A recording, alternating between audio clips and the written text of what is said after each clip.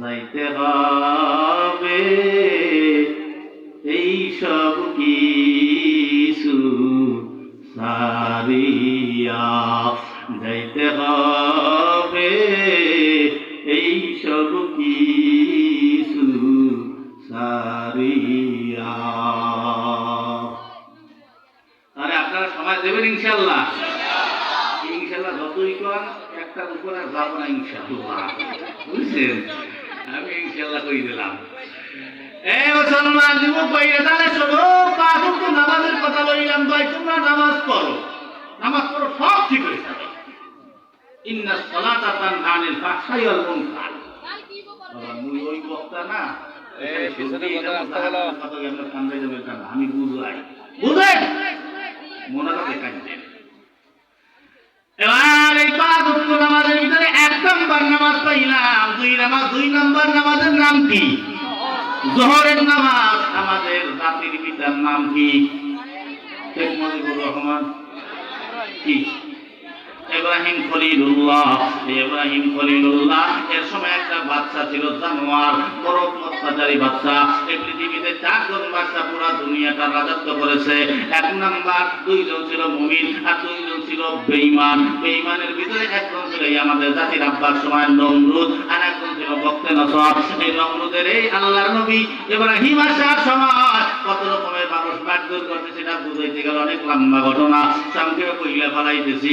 আমাদের এই জাতির আব্বা দুনিয়া আসলেন, নমরুদের সাথে বাজাবাজি হয়ে গেল, মূর্তি ভেঙে ফেলাইলো। এই জায়গায় ভাঙলো, ওই জায়গায় ভাঙে। কে ভাঙে বলে? আদর কুমারের ছেলে। আদর কুমার হলো এই নমরুদের প্রধানমন্ত্রী, মানে প্রধান খাদেম। আর ওই নমরুদের সাথে সাথেই থাকে, সাথী ধৈর্যের পিছনে থাকে। এই মুসলমান, এরপর আমাদের জাতির আব্বার এই অবস্থা। এবার খবর পাইল সব ইব্রাহিমের দৌড়। এবার দরকার মাধ্যমে ইব্রাহিম নবীকে আগুনের ভিতরে ফেলাইয়া দিলেন। যে আগুন 6 মাস পর্যন্ত জ্বালাইছে। এমনটা বলে 6 মাইল উপর দিয়া পাখি উইরা গেলেও ওই পাখিরা পুইরা আগুনের ভিতরে পুইরা যায়, তোরা তাপ ছিল। ওই আগুনের ভিতরে ফেলাইয়া দিলেন। কয়েকদিন যায়, নমরুদের একটা মাইয়া ছিল, মাইয়া তাকাইয়া দেখে তার মা দিয়া ইব্রাহিম আগুনের ভিতরে খেলাধুলা করে। নমরুদের মাইয়া ইব্রাহিম নবীর প্রেমে হইয়া যায়, মুসলমান হইয়া যায়। নমরুদ আর মাইয়ারে বুঝাইতে পারে না। একদিন নমরুদ আগুনের কাছে গিয়া নমরুদ আওয়াজ দিয়ে কয়, কি রে আগুন, খবর কি? কয় কি? কয় তোর কি ক্ষমতা নাই? বলে কেন, কি হয়েছে? বলে তুই যে ইব্রাহিমরে করো না, তোর কি ক্ষমতা নাই? ক্ষমতা আছে না? না, তুই কি আয়, তুই আনিয়ে দেখ। ইব্রাহিম নবীর একটা পশম পড়ার ক্ষমতা আমি আগুনের নাই, তুই আইয়ে দেখ করতে পারি কি পারি কি পারি না। তুই বলে আঙুল দে, তাহলে তোর পুরো শরীর ধরিয়া রাখবে, ঠিক না? আমার যাওয়া লাগবে না, তুই যা। এক অগ্নি পূজারি আর এক আল্লাহর ওলির সাথে সাতটা। অগ্নি পূজারি দেখা সুবিধা করো, আমিও তাই পারি, অসুবিধা কোথায়? কারণ আল্লাহর ওলির তো মনে আত্মবিশ্বাস যে সব কিছুর মালিক কে। আর ওই অগ্নি পূজারির ওর মনের হলো বিশ্বাস হলো সব কিছুর মালিক হলে আগুন। আমি আগুনের পূজা করি, অগ্নি পূজা। ঠিক আছে, তুই আগুনের পূজা করো, বেশ ভালো কথা।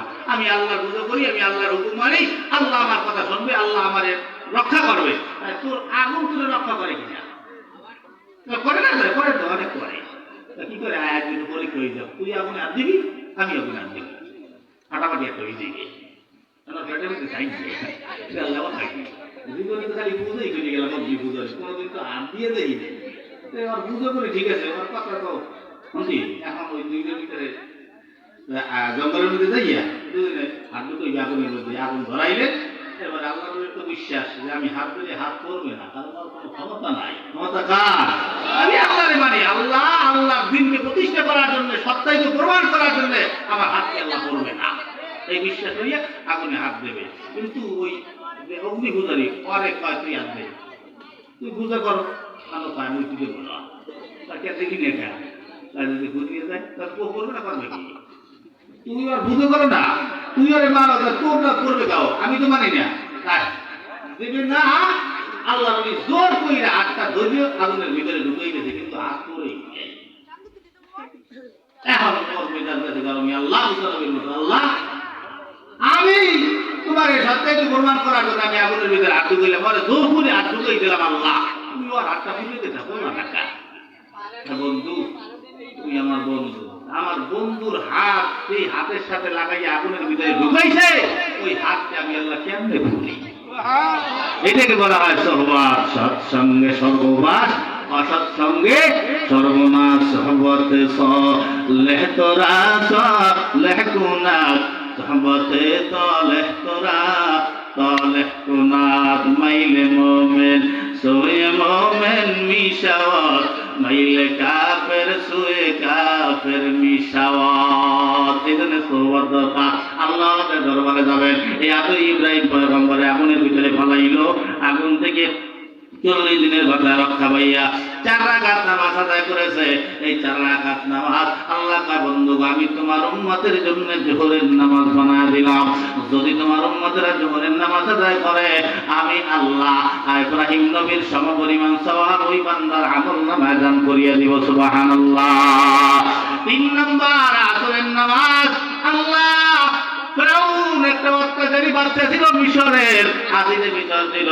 ফেরাউন ছিল উপাধি। এই ফেরাউন, ওর নাম ছিল কাবুস। ও দেখতে ভালো ছিল না। এই ফেরাউন আস্তে আস্তে বড় অত্যাচারী হয়ে গেল। মুসা নবী তার কাছ থেকে বাঁচার জন্য আল্লাহ পাক তারে একটা মুজিজা দিয়েছিল, লাঠি। লাঠি দিয়ে পানিতে পানি মারতে নদীতে 10-12টা রাস্তা হয়ে গেল। 10-12টা বংশ রাস্তা পার হয়েও বা চলে গেল। আল্লাহ ফেরাউনের কবল থেকে বাঁচাইছে। এবার ওই জায়গায় বৈশা মুসা নবী 2 রাকাত নামাজ আদায় করছে। আল্লাহ কয়, বন্ধুরে এই নামাজটা আমি আল্লাহ তোমার উম্মতের জন্য আসরের নামাজ বানাইয়া দিলাম। মুসার একদিন আল্লাহ জিজ্ঞাসা, মুসা তোমার এই ফেরাউন পানিতে ডুবা অবস্থায় তোমার 1000 বার বলাই যে তুমি কেন পিছনে তাকাও নাই? আল্লাহর দিকে কি তাকাবো? ওর শয়তান তাকান না, এই অত্যাচার করছে।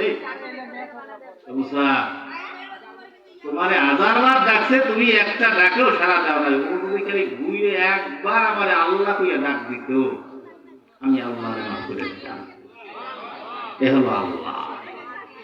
কিন্তু ডাক কইতে আমি এই পাশে আছে জিবরাইল। জিবরাইল তো জানে আল্লাহর খবর। জিবরাইল আল্লাহ তো জিবরাইলের মতো না। হ্যাঁ, ওই যে একটু কাদা কাদা কাদা কি কয়, পাতলা কাদা, বছর করলে আবার কাদা।